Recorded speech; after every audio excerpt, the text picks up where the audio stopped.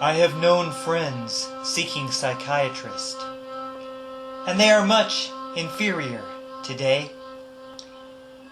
The psychiatric medications for professed mental disorders multiply the likelihood of disabilities. A mild disorder may have a bad reaction to the original drug, leading to long-term disability. Many have agitated reactions to doctor-prescribed antidepressants, then is erroneously diagnosed with bipolar disorder by doctors, then put on cocktails of medications. The physician causes illness pathways, energizing the expressing increase in disability rates for doctors.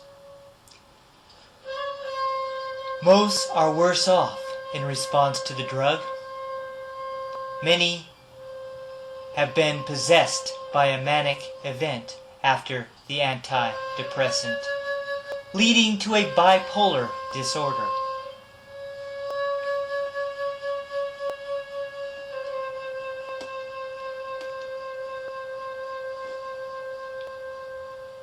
Iatrogenic pathways do assist in escalating disability.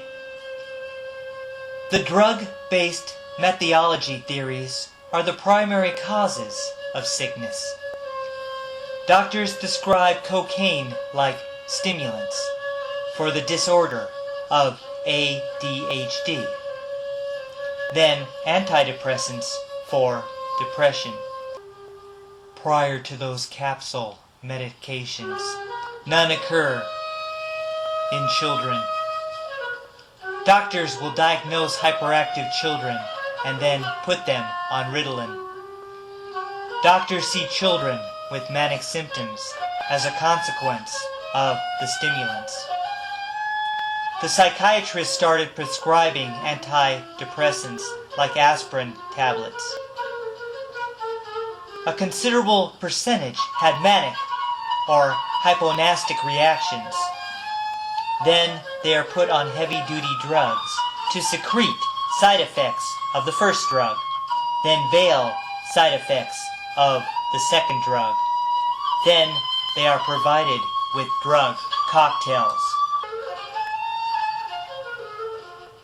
And for most, the results of destitute.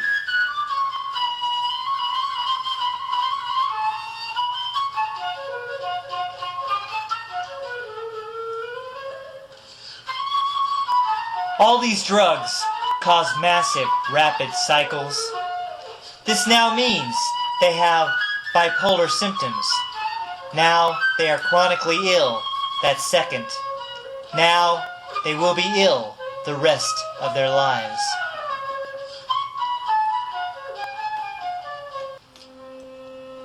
As a typical antipsychotic medicines cause continued weakening, harm is done on an unthinkable scale. The academic doctors are leaders in precise disciples of medicine.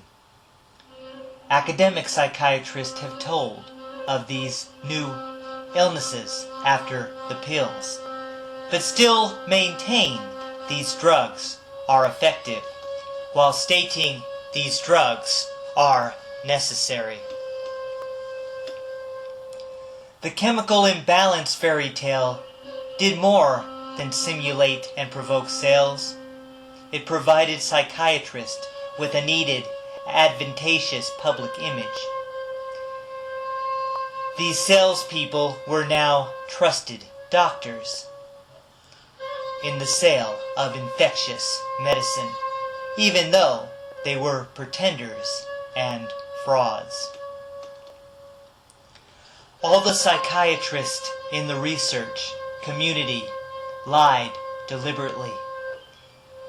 They labeled it a useful metaphor to help patients realize and comprehend why they must take their poisoned medicine. This reality is a tragedy of modern controlling psychiatry. It became a medical discipline devoted to telling a public lie that made toxic drugs look advantageous. All patients have the right to know about the long-term effects and the side effects. They need to be told of the disorders that come up when treating a disorder, and then about the physical problems, and then about the cognitive problems.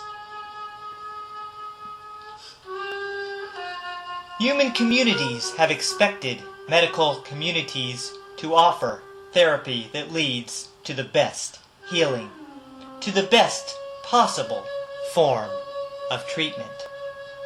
Humans do not expect the medical community to offer therapy that leads to bipolar symptoms or death.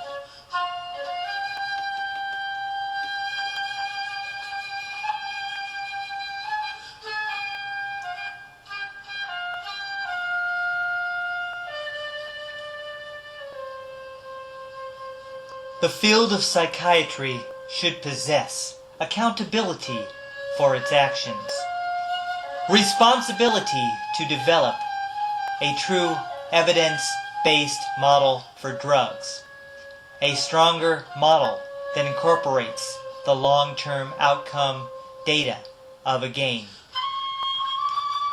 Doctors and psychiatrists have messed up the lives of human beings and should be blamed. They should be liable for damages. They should have their licenses revoked now. They are nothing but licensed drug dealers.